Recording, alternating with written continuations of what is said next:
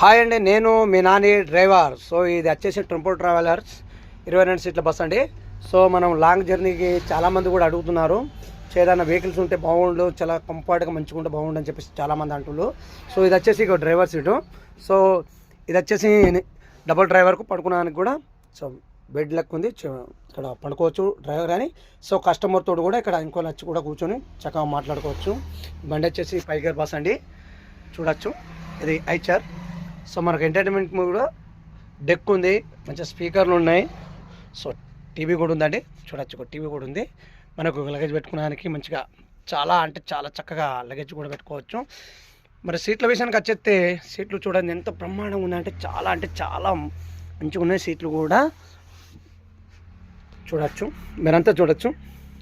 ఇక back side అంటే చాలా ఫ్రీగా కూర్చోవచ్చు. సో ఎండాకాలం కూడా మనకు కర్టన్స్ ఉన్నాయండి, మంచిగా